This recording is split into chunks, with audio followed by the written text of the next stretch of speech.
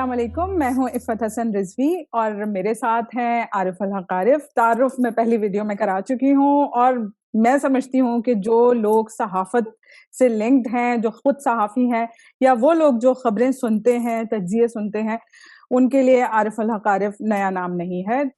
عارف صاحب سے ہم نے جو آج ڈسکشن کرنی ہے وہ صحافت کا ایک عجیب سا رواج ہے کہ ایک بار آپ جب صحافت میں داخل ہو جاتے ہیں اس فیلڈ میں تو اس کا ایگزٹ کوئی نہیں ہے۔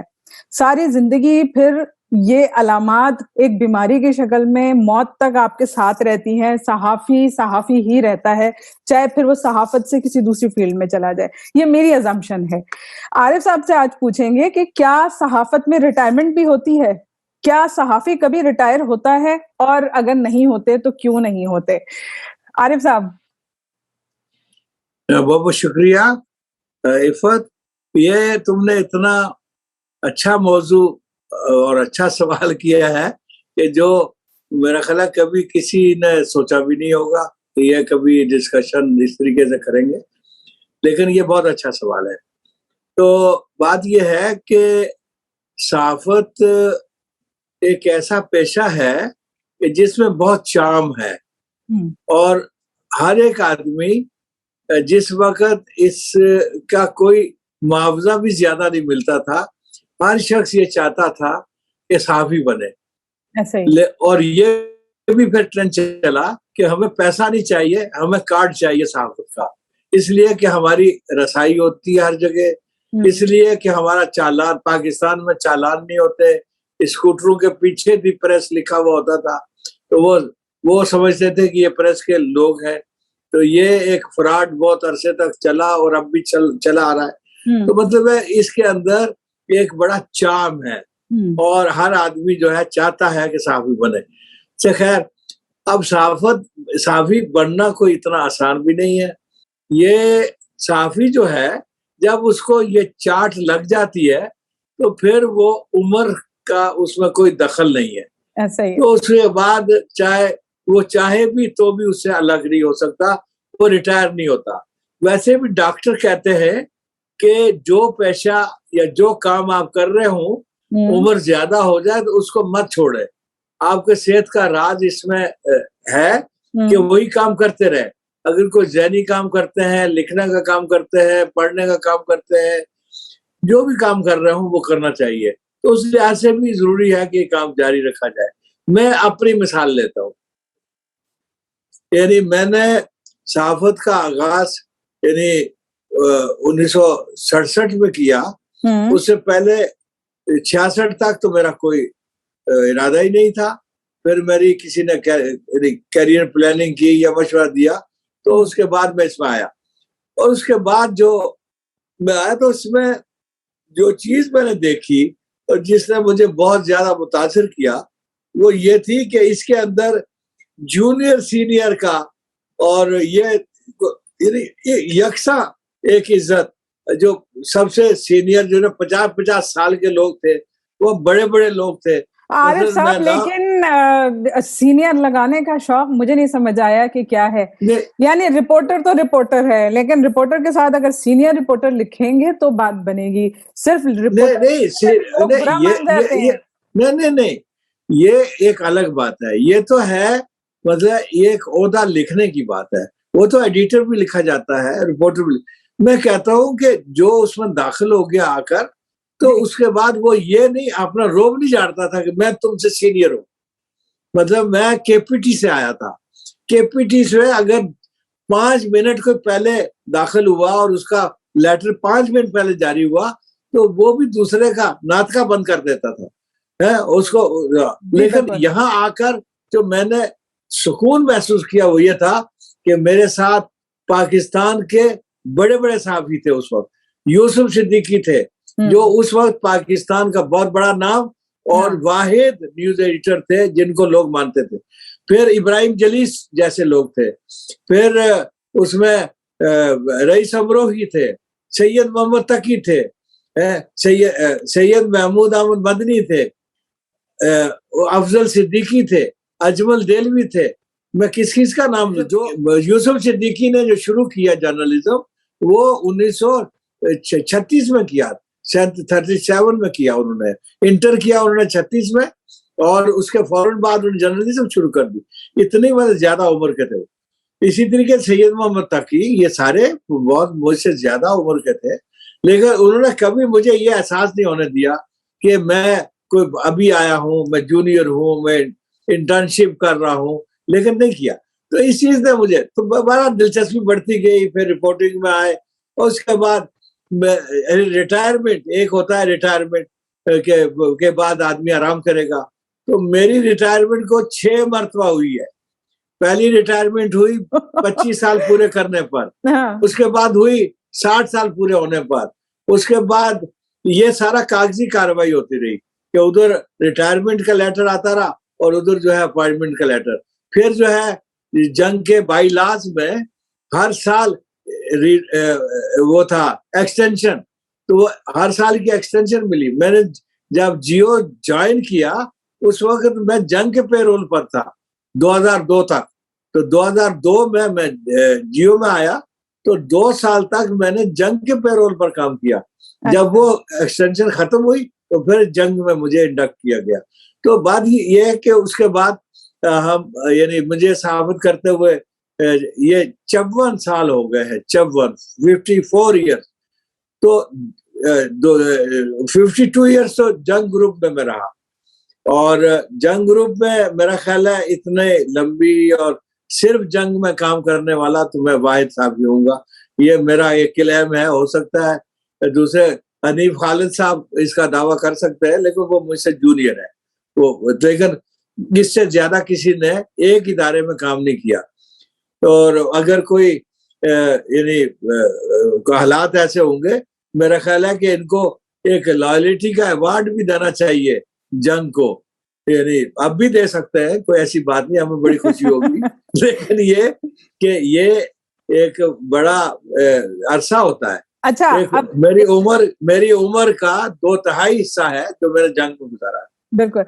عارف صاحب, اب یہ تو آپ نے اپنی طرف سے بتا دی. اب جو ینگ صحافی آتے ہیں, جو ینگ بلڈ ایک فیلڈ میں آیا ہے, وہ کس طرح سے دیکھتے ہیں پرانے صحافیوں کو, بزرگ صحافیوں کو؟ اس کی ایک الگ کہانی ہے. بات یہ ہے کہ کچھ پوزیشنز پہ کچھ جو بزرگ صحافی ہیں وہ اگر بیٹھ جاتے ہیں تو کہیں یہ بھی دیکھنے میں آیا ہے کہ وہ خود ساختہ انہوں نے اپنی ایک ڈر, خوف پیدا کر لیا ہوتا ہے کہ وہ نئے آنے والا ان کی جگہ نہ لے لے. اس وجہ سے بھی میں نے دیکھا ہے کہ فیلڈ میں جہاں پہ ہمیں ینگ نظر آنے چاہیے, بعض ایسے سینئرز ہیں جو جگہ ہی نہیں چھوڑتے ہیں نئے آنے والوں کے لیے. تو اس موقع پر جو ینگ صحافی ہیں نا, ان کے دماغ میں یہ سوال ضرور آتا ہے کہ بھائی یہ ریٹائر کیوں نہیں ہو جاتے, یہ اتنے بزرگ ہیں, یہ گھر کیوں نہیں بیٹھتے ہیں. مطلب صحافت کے بابے, صحافت کے باب بات یہ ہے کہ یہ ایک دوسرا تم نے سوال کیا. ایک یہ ہے کہ صحافی ریٹائر نہیں ہوتا, اس کا مطلب یہ ہے کہ وہ اپنے اس ادارے سے تو ریٹائر ہو گیا, اس کے بعد بھی صحافت اپنی جاری رکھتا ہے.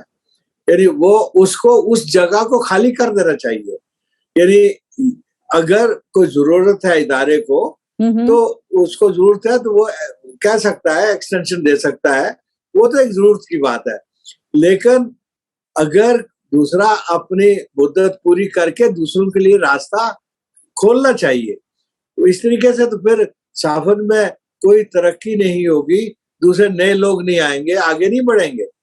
تو میرا کہنے کا جو پہلے سوال کا مطلب تھا کہ صحافی جو ہے آخر تک اپنا لکھنے پڑھنے کا کام جاری رکھتا ہے, فری لانس کی حیثیت سے کرتا ہے, کسی اور اخبار میں کرتا ہے, کسی اور ادارے میں لکھتا ہے, اپنا کوئی ویب سائٹ آج کل بنا لیتا ہے, اس میں بلاگ لکھتا ہے, تو وہ اپنا یا آرٹیکل لکھتا ہے دوسرے اخبارات میں, تو اس لحاظ سے وہ اس کو جاری رکھنا چاہیے.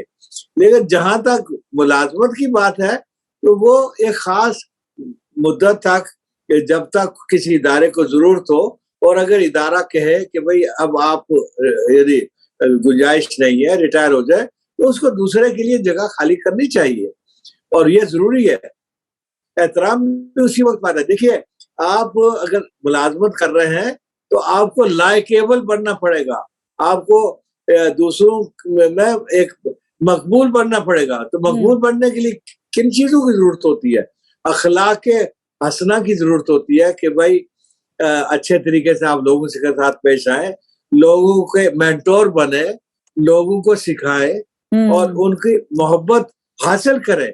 یہ نہیں ہے کہ ان کی نفرت حاصل کریں, وہیں بیٹھ جائیں اور اس طریقے سے جونیئرز کو جھاڑنا شروع کر دیں کہ ہم ہی سب کچھ ہے, وہ آپ کچھ نہیں ہے. مطلب ایک عام انسان کو بھی اپنی زندگی میں ریلیکس ہونے کا موقع ملنا چاہیے. تو یہ صحافی ریٹائر کیوں نہیں ہوتے ہیں کہ ایک ساری زندگی اتنی ٹینس فیلڈ سے ریٹائر ہو کے کچھ عرصہ اپنے آپ کو بھی ٹائم دیں, کچھ ریلیکس ہوں, کچھ انجوائے کریں زندگی کو؟ نہیں, مطلب اس میں توازن رکھنا چاہیے, صحافت بھی جاری رہنی چاہیے, یعنی بچوں کے ساتھ بھی وقت گزارنا چاہیے, گرینڈ کڈز کے ساتھ بھی گزارنا چاہیے, ان کی تربیت میں حصہ لینا چاہیے, یہ سارا کام کرنا چاہیے. مطلب ہے صحافت کو اگر پورا اب 24 گھنٹے میں سونے کے علاوہ یہ سارا کچھ صحافت ہی کرتے رہیں گے اور اس طریقے رہے گا, یہ رویہ بھی ٹھیک نہیں ہے. توازن ہر چیز میں اچھا ہوتا ہے. آخری سوال ہے, اگر آپ کو آپ کے تجربے کے مد نظر رکھتے ہوئے اچھے پیسوں کی اس وقت کوئی جاب ایسی آفر ہو کہ آپ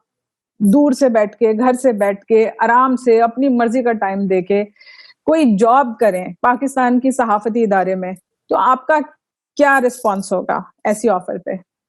نہیں, میرا خیال ہے میں کسی اور کا حق ماروں گا.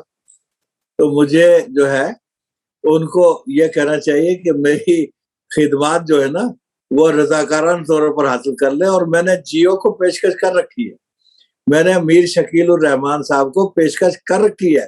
جب مجھے انہوں نے عزت کے ساتھ, مجھے میر ابراہیم نے مجھے ای میل کی تھی کہ میں نے انہیں کہا تھا کہ آج تک میں نے تنخواہ پر کام کیا ہے, اب پے بیک کا وقت ہے, تو میں آپ کو میری ضرورت ہے, تو میں آپ اس طرح نہ کریں, میں آپ دینے کی پوزیشن میں ہوں, تو میں اس لیے میں خدمات جاری رکھوں گا آپ مجھے. اور اس کے بعد انہوں نے دیا بھی, مجھے بہت سارے موقعوں پر مجھے یاد کرتے ہیں اور وہ لیتے ہیں, تو ایسی بات نہیں ہے. تو رضاکارانہ طور پر کرنا چاہیے اگر آپ کے حالات ٹھیک ہیں. اگر حالات ٹھیک نہیں ہے تو پھر تو ایک سروائیول کی جنگ ہے. پھر تو ہونا یہ چاہیے کہ اگر کسی صحافی کی عمر 60 70 80 سے اوپر ہے تو پھر تو اس کو سروائیول کی جنگ لڑنے کی ضرورت نہیں ہے. پھر تو جو اتنے بڑے بڑے ادارے ہیں جن کے ساتھ کام کیا ہے اور جو پریس کلبز ہیں ان کو آگے آنا چاہیے کہ یہ کوئی پینشن, کوئی ان کی مدد کے لیے آگے بڑھیں. پھر تو میرا نہیں خیال کہ ان کو, میرا خیال ہے کہ یہ بڑا اچھا سوال کیا تم نے, کہ یہ میں اس سے پہلے بھی کہتا رہا ہوں کہ نہیں, یہ جو پریس کلبز ہیں سارے یہ گورنمنٹ سے بھی لیتے ہیں, گرانٹ لیتے ہیں, بالکل, اور جگہوں سے بھی لیتے ہیں. تو ان کو ایک فنڈ قائم کرنا چاہیے کہ ایسے صحافیوں کے لیے جو بے روزگار ہو جائے یا زیادہ عمر ہو جائے اور وہ کچھ نہ کر سکے, تو ان کے علاج معالجے کے لیے اور ان کے روزانہ اخراجات کے لیے یہ فنڈز ہونا چاہیے. یہ صحافیوں کی تنظیموں کو بھی کرنا چاہیے اور مالکان کی تنظیم کو بھی کرنا چاہیے, مالکان کے اداروں کو بھی کرنا چاہیے. تو یہ بڑا ضروری ہے, یہ کرنا چاہیے. اور سیڈ منی کے طور پر پہلے ایک ٹرسٹ بنا دیں, کچھ کر دیں, اور اس کے بعد صحافیوں سے کنٹریبیوشن بھی لیں تھوڑا تھوڑا, جو وہاں جمع ہوتا رہے. تو یہ بہت بڑا ضروری ہے. اس میں بھی جو کردار ادا کر سکوں گا, اگر کوئی ایسی ادارہ بنائے گا یہ وہ, تو میں بھی مالی طور پر بھی کنٹریبیوٹ کر دوں گا.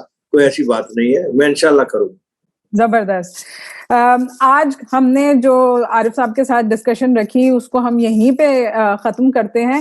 یہ سوال اس لیے بھی میرے ذہن میں آیا کیونکہ عارف صاحب اب ایک صحافی ہوتے ہوئے بھی ایک ریٹائرڈ صحافی کی زندگی گزارے ہیں جس میں کہ صحافت ان کے ساتھ چل رہی ہے, اور وہ صحافت سوشل میڈیا پہ ہمیں نظر آتی ہے. مختلف انٹرویوز کے ذریعے عارف صاحب کہیں نہ کہیں ویزیبل ہیں, اور خاص طور پہ جب یہ اپڈیٹس دیتے ہیں جہاں کہیں پہ بھی جاتے ہیں, جس سے بھی ملتے ہیں, تو وہ لگتا ہے ایسا ہے کہ جیسے جنگ اخبار میں چھپی ہوئی کوئی اسٹوری ہم پڑھ رہے ہیں. میں شکر گزار ہوں اپنے ہزاروں چاہنے والوں کا. میں جس جگہ بھی جاتا ہوں وہاں لوگوں کو پتہ چلتا ہے تو وہ خود بخود آ جاتے ہیں. تو میں 3 ملکوں کا دورہ کیا, اور یہ آپ لوگ سن کر میرا خیال ہے خوش ہوں گے کہ کسی جگہ بھی مجھے کوئی ضرورت محسوس نہیں ہوئی, کوئی خرچہ کرنے کی ضرورت محسوس نہیں. ہر جگہ لوگوں نے اپنے ہوٹل بک کرائے, اپنے گھر میں رکھا, اور ہر جگہ جدھر میں جاتا ہوں ادھر میرے جاننے والے موجود ہیں جو جنگ میں مجھے پڑھتے رہے. تو جنگ میری شناخت تھی, جیو میری شناخت ہے, تو اس وجہ سے لوگ جانتے ہیں. چلیں جی, بس پھر انشاءاللہ کسی اور ایپیسوڈ کے ساتھ ملتے ہیں, اور ایسی کسی دلچسپ سوال کے ساتھ عارف صاحب کے ساتھ بات ہوگی. اللہ حافظ. بہت بہت اللہ حافظ.